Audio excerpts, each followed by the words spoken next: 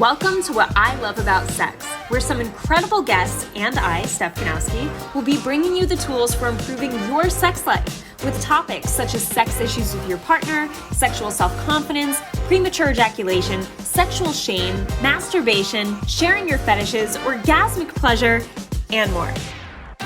Sex is still so taboo, and I personally believe that by improving our understanding and communication skills around sex, we can enhance our own self-pleasure as well as deepening our long-term romantic relationships. So listen in, try to stay open-minded, and let's get started.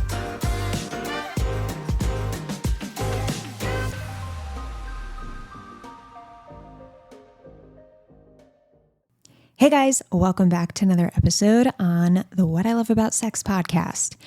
So today we're talking about a book I'm reading by John Gottman. It's called The 7 Principles for Making Marriage Work. I keep forgetting the title. Okay.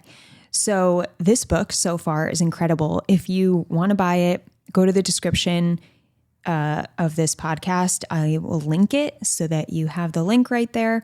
I'll put my affiliate link, and you got to read this book. You got to read this book if you're single and don't yet have a partner. You got to read this book if you have a partner and you're doing great with your partner. You have to read this book if you're uncertain, if you're failing with your partner. Whatever situation you're in, this book will help you understand relationships in a very emotionally intelligent way. He really breaks down the most important things that lead to a destruction of a relationship, and also the most important things, the 7 principles that actually allow you to have a thriving, very healthy, satisfying relationship. And this is what leads to you having a phenomenal sex life, like a sex life you really want. It has to come from these principles. So I'm not going to dive into all the principles today. You can read the book if you want to do that, but I'm going to talk to you about the first principle and how it can help you save your relationship if you feel like it's failing, and also how it can help you just improve your relationship even more. And I'm definitely going to do this exercise that I'm going to tell you guys about with Andrew, because you can always improve your relationship. I think way too many of us get in this place where we're like, no, we're pretty good. We're good, right, babe? Yeah. And it's like, it's based more on this assumption and this fear that like, I don't want to uncover anything that potentially may not be good. So let's just keep that under the rug and just say that we're great with each other. Because there's always little things that you can learn more about your partner to help grow in attraction and desire and connection.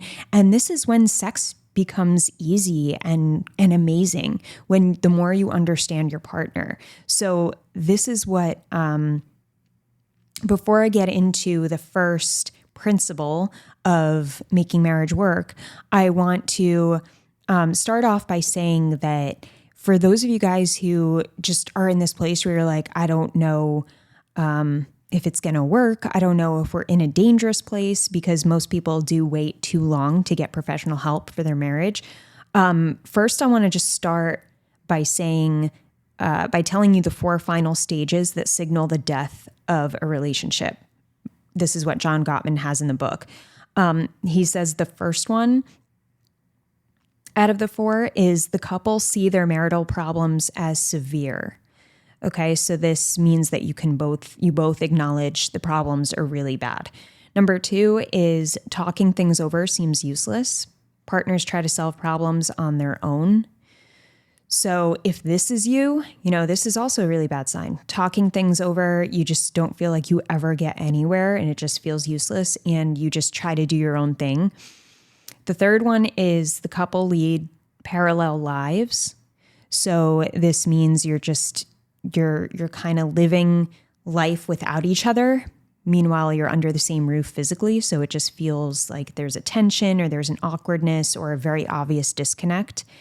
And the fourth is loneliness sets in. So this is you being with someone physically, but feeling lonely at the same time. And this is what actually leads to infidelity, which is one of the main reasons for divorce. infidelity is not, and I should say, like, and what Gottman says too, is that infidelity is not the thing that actually causes the divorce. It's the disconnection that happened that leads to the loneliness, that leads to infidelity, because there's no discussion, there's no turning towards your partner and trying to figure out what's going on to fix the loneliness. So when you just carry on in that cycle of feeling like things aren't working, and then feeling lonely, and then having needs that need to be met, you're more likely to take action on doing something like have an affair. All right. And then that's usually the thing that breaks the camel's back. I forget that saying, but you know what I mean? It's like the last straw, right? And money issues and infidelity are the two main reasons for divorce.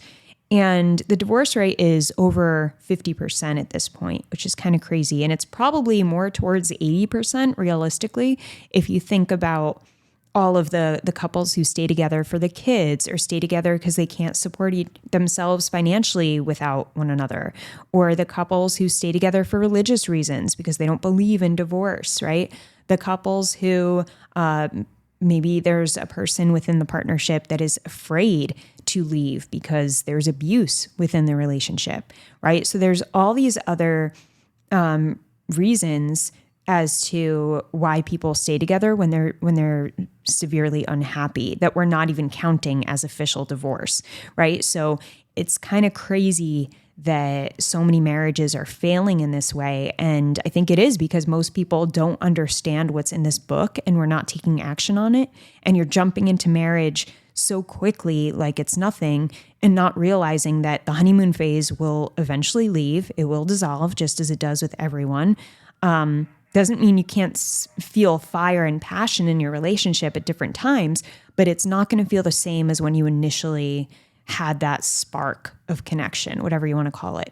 So it's important to understand, all right, there's going to be roadblocks, there's going to be challenges, and we have to be open to handling these challenges together. And friendship is really the base of that. Because if you don't have a deep friendship, then you don't have a deep trust. And if you don't have a deep trust, you can't communicate around the things that require a very vulnerable or specific or important communication. So, all right. So getting into the book, I wanted to quote a few other things before diving into the first principle, because Gottman says, it's not over till it's over. So for those of you who feel like you're giving up, I want you to at least take this first principle and have an understanding that, and read the book if you need to, but have an understanding that there are things you most likely did not try yet. And if you can try these things, you can save your marriage, just as Gottman clients have saved their marriage when they thought it was done. Something else he says is, after tracking the lives of happily married couples for as long as 20 years, I now know that the key to reviving or divorce-proofing a relationship is not simply how you handle your disagreements, but how you engage with each other when you're not fighting. All right, so I know that I talk a lot about conflict and how important it is to be able to handle conflict together and whatnot. But when you're not in conflict, you can't just be blasé about your relationship. And I think this happens, what I mean by that is what I think happens with a lot of couples is they have these arguments, and then when they're not arguing, there's not a lot of trust building or flirtation or connecting on the side. So then when there's another argument, it just feels so much heavier, because the points of connection are more around negative things happening, like the arguing. So you start losing trust in the person and in the relationship when this happens. Anyone would. So what he says is, bolstering your friendship is so critical in large part because it fuels the romance, passion, and great sex life we all hope marriage will provide. In fact, when a couple comes to me complaining that sex has become routine, infrequent, or virtually non-existent, I don't start by handing them a sex manual. Instead, I guide them through the first 3 principles, and we're going to talk about principle 1, so that they can reinforce and rediscover the camaraderie that brought them together in the first place. He's stressing the importance of friendship. And John Gottman, who, by the way, I should have introduced him before I started blah, blah, blah, blah, blah about him. But he is the probably the top marriage researcher out there that we have in terms of actual studies he's done with partners in what he calls his love lab. His love lab is a place where he designed like a home type of scene, and he observes couples live their lives or carry out conflicts, and he observes them and lets them know if they're going to get divorced or not in the future. And he has like a 90-something% success rate just because of what he studies in relationships that fall apart and relationships that stay together. So he has a very, very clear understanding through multiple studies that he's done in terms of what makes marriage work, right? So friendship is something he really, really presses on because I think, and I've talked about this before in my personal experiences, and just we're taught that there should be sparks and we should feel butterflies when we meet the right person for us, and we should be so infatuated with them, and there should be this intense feeling of, oh my God, like I can't sleep without them. I can't even like you know what I mean? Just kind of like over the moon, kind of obsessed with them in a way. And people feel this way about someone they don't really know, and they trust this feeling to guide them as a means of like, all right, this is my person, and I should feel this way always with them. And that's totally incorrect because there are a lot of reasons you could be feeling those butterflies. I would say most of them are not reasons of that back up security, like an actual secure feeling. And Andrew actually has a really good way of explaining this. I really have to get him on the podcast for the next episode so he can explain his idea of the butterflies and the ups and downs that people get so attached to when it comes to finding their initial partner. I remember when Andrew and I started talking, and before we were like dating very casually at this point. And I remember saying to one of my girlfriends, yeah, but like everything is great. And he does what he says he's going to do. And he's, he compliments me and we have so much fun together and the sex is great. And I love being around him and talking to him, but I'm not feeling the butterflies. I don't know. I'm just not feeling it. And her reaction was like, I don't know, if you're not feeling butterflies, he's probably not the one, with like a slanty face. And at the time I trusted her and I felt the same way. And I had to really think about this because I had to look at my past relationships and understand how every one of those, the more recent ones, felt very, oh my God, I have butterflies about him. And oh my God, he's amazing. But none of them felt stable. And I was not friends with I was not good friends with any of them. And there were always uncertainties in how they felt about me in certain ways. And I never felt like I was comfortable enough to address any topic with them. And I was like, all right, if that's the way I felt when I felt those like crazy butterflies, and I can connect these crazy butterfly feelings to those types of men, I don't think I want that. Because that has not worked for me so far. I realized I just wasn't used to a stable relationship. I really didn't know what that actually felt like. And it wasn't until Andrew came in the picture where he specifically said to me, like, I'm not going to date you exclusively or seriously until we're best friends. And he didn't even say me. He was like, my next partner has to be my best friend. And I would like that to be you, but if you don't want to nurture, he didn't say nurture, but like he's like, if you don't want to like work on our friendship and prioritize that first, then that's okay, but that's what I'm looking for, and we can move our separate ways if you're not wanting to do that. And that was one of the biggest wake up calls for me because it showed how much it made me curious. Like, why is he so obsessed with friendship? Like, I don't get it. Shouldn't it be about like romance and like, you're my partner. I don't want to be like friends with you. I want to be your sexual partner. And I wasn't seeing it that like, you could be both, and you're more likely to be both when you have a deep connection with the person and when you have a deep-rooted friendship, because that opens you up to trusting that person more, to being able to talk about anything, to be respecting that person on a very deep level, to admire that person. And that's the base that can't be shaken and can't be broken. When it comes to all these things that so many marriages fall apart for, is there's no base holding them stable. There's no, there wasn't a sense of security really built into the relationship. So all of these things can come by and just sweep them away and rock their relationship. So anyway, that's been, my experience so far with that, and like being with a partner who literally is my best friend. It really does feel like I can talk to him about anything, like anything, even if I have like the smallest inkling that something may be wrong or off, or like, and even sexually, like if we don't feel desired by each other, like we have no problem being like, hey, like lately I just haven't been feeling like you've been carrying like a sexual tension around me. Is that for a specific reason? Do you notice that? We're able to have these conversations very nonchalantly, like it's no big deal because of our friendship. And we're also able to goof off a lot, and we're able to just really, really understand each other. So going into the first principle, it has a lot to do with this understanding of each other, and it's called enhance your love maps. So principle 1 from John Gottman on how to make marriage work is enhance your love maps. So you're probably like, what the fuck is a love map? All right, so here's what he says.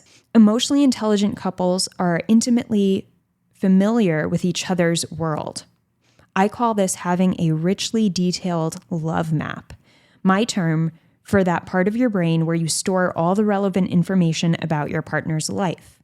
Another way of saying this is that these couples have made plenty of cognitive room for their marriage. Okay, so this idea of a love map is paying attention to who your partner is and what they like and how they feel about certain things, and knowing them so well and actually being intentional about wanting to know them so well. This is something I had to learn how to do, because as I had mentioned, like my previous relationships, we didn't really know each other because we weren't friends. We definitely weren't best friends. Some of my ex-partners we were good friends.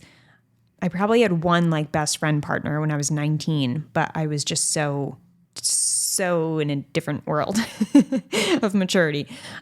But yeah, so he says, without such a love map, you can't really know your spouse. And if you don't really know someone, how can you truly love them?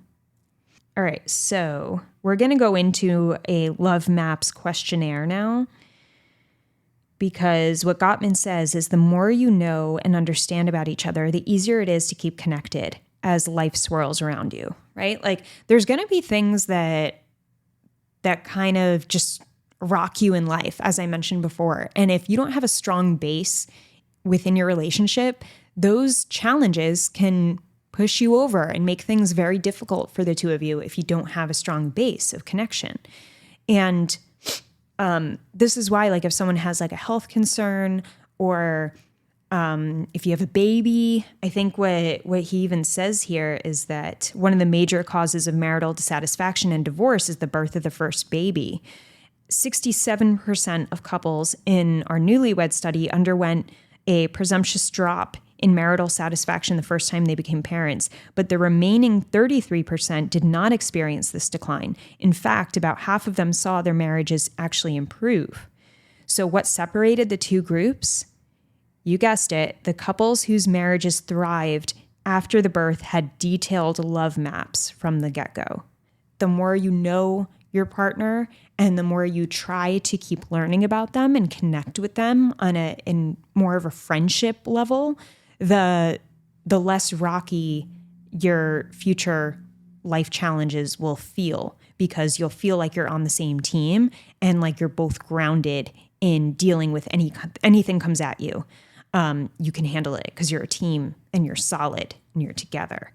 All right. So I'm going to read you a few statements, and actually there's 20 statements. So as I read them, I want you to think if it's true or if it's false for you. Okay. Number 1, I can name my partner's best friends. True or false? I can tell you what stresses my partner's currently facing. True or false? I know the names of some of the people who have been irritating my partner lately. True or false? I can tell you some of my partner's life dreams. True or false? I'm not going to say true or false anymore. Just think about it in your head. I am very familiar with my partner's religious beliefs and ideas. I can tell you about my partner's basic philosophy of life. I can list the relatives my partner likes the least. I know my partner's favorite music. I can list my partner's 3 favorite movies. My spouse is familiar with my current stresses. I know the 3 most special times in my partner's life. I can tell you the most stressful thing that happened to my partner as a child. I can list my partner's major aspirations and hopes in life. I know my partner's major current worries. My spouse knows who my friends are. I know what my partner would want to do if he or she suddenly won the lottery. I can tell you in detail my first impressions of my partner. Periodically, I ask my partner about his or her world right now. I feel that my partner knows me pretty well. My spouse is familiar with my hopes and admirations. Okay, so that was 20. And what you want to do if you read this back or listen to this back is give yourself 1 point for each true answer. If you get a 10 or higher, it means this is an area of strength for your marriage. You have a fairly detailed map of your spouse's everyday life, hopes, fears, and dreams. You know what makes your spouse tick. Now, if you scored below a 10, meaning you got less than 10 were true, your marriage could stand some improvements in this area. Perhaps you never had the time or tools to really get to know each other, or perhaps your love maps have become outdated as your lives have changed over the years. In either case, by taking the time to learn more about your spouse now, you'll find your relationship becomes stronger. This is important to keep in mind too, that you and your partner will change as time goes on, right? Like you may think you have the answers to some of those questions, but I want you to think about, all right, how recent was that? Like, were those her 3 favorite movies when we got married 20 years ago? Or are they her 3 favorite movies now? And you got to be honest with yourself there, because I know there's a lot of you who may be thinking, oh yeah, I know all this, but do you really? Like, do you really? Is it updated, that information in your head? Because this will give you a really good understanding of whether or not you really understand your partner and how connected you actually are with your partner right now on a deep-rooted friendship level. Because if you look back, these questions or these statements are things that your best friend would probably know about you, right? So this, as Gottman said, you can't just take a sex manual and read it and dive into the sex part of your life if your friendship and your connection on a basic level is not there. It just will not make sense. This is why a lot of women feel sexually used and the guys don't understand it. And it's because, for the most part, women don't feel connected. Your woman doesn't feel connected to you.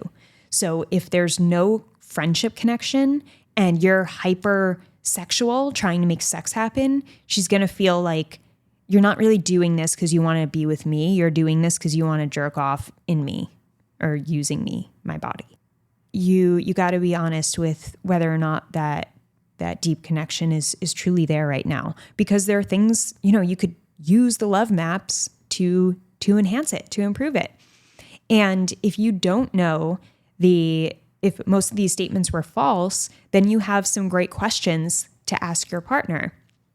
I mean, the next exercise that he gives for the love maps is 60 different questions that you can ask each other.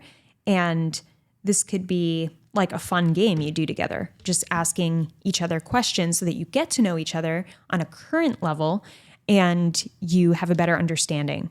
And you're really going to feel better. Like, I can't see either of you feeling worse about each other by asking these types of questions. It's basically like, hey, let me get to know you again. Hey, let's go back to when we first met and we were learning about each other. We forget that that's the most exciting part of that's part of the excitement of the honeymoon phase, is the novelty, is the newness of like, oh my God, I don't know so much about this person. This is so exciting. There's so much to learn. And then we assume that we know them inside and out years later, but we forget that we also change, right? So there is a certain amount of stability. Like you know their values, you know them as a person overall, because that's why you fell in love with them. But there might be, there always are little things that change. Like like maybe their taste in movies changed a little bit, or they have new favorite movies, or they have new music that they love because they just recently found the artist. So you can go book a concert and go together that you'll really enjoy. Like the little things that change, we can keep an eye out on those so that there is still novelty while also still security. Anyway, I think the love maps is a really good first step, and maybe I'll dive into the other principles as I read them in future episodes if you guys like it and if you want that. And don't forget, guys, I am hosting a healthy masturbation masterclass on January 11th. So the link for that will also be in the description of this episode. I hope you join. I will be talking about what it looks like for you to have a healthy masturbation routine that feels really good for you, so that there's no shame in your masturbation, so that you're doing it in a way that will actually help your sex life with your partner and with yourself instead of hurt it. Because believe it or not, a lot of you guys are masturbating in a way that's actually disconnecting you from your partner emotionally, and also making sex more difficult physically. That masterclass is once again on January 11th. I hope you're there. And even if you can't make it live, you can submit your questions and also get the recording so that you still have access to the training. Other than that, guys, Happy New Year. It has been a crazy year, for me at least. And I hope that you take some time to reflect on the last year, and not just reflect on what didn't get done, right? Because I think that's where a lot of us tend to go, but to also reflect on the things you've learned. Even if your relationship or sex life feels like it's not in the place where you want to be, what did you learn this year about yourself or about your partner? I have clients or past clients who are divorcing because they finally realized that they have tried everything and they know what they want, and they know they don't want to be in a sexless relationship for the rest of their lives. So they're leaving it and they're doing what's best for them. I have clients who are having more sex than they've ever had in their relationships, and they're absolutely loving that.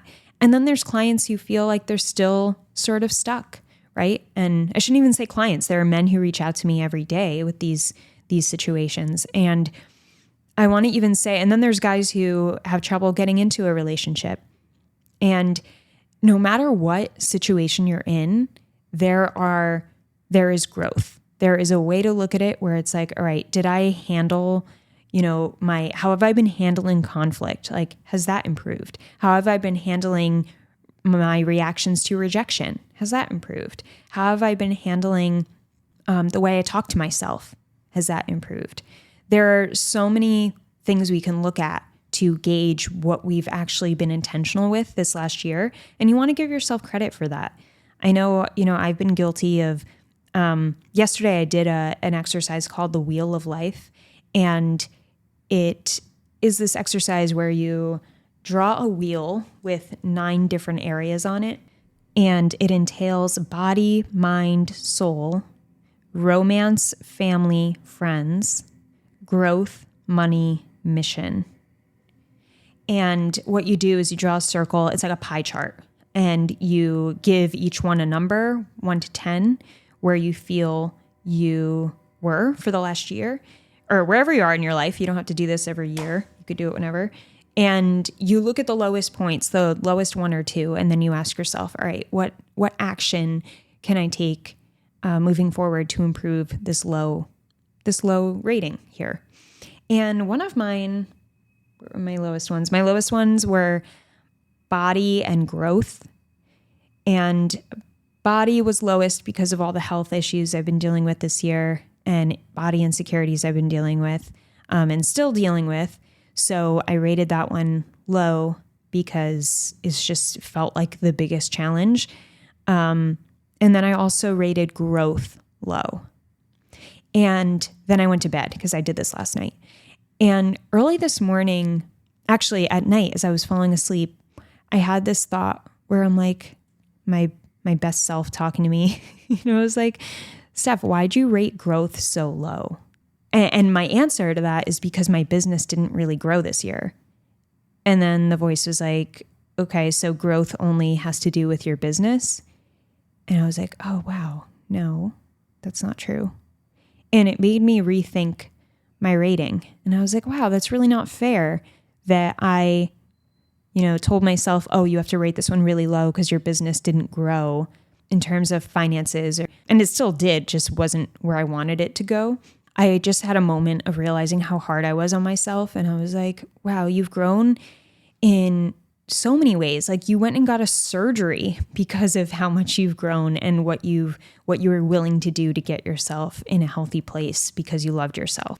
I got a ton of dental work done that I've been avoiding for years that I was afraid to go get done. I've really worked on my relationship a lot.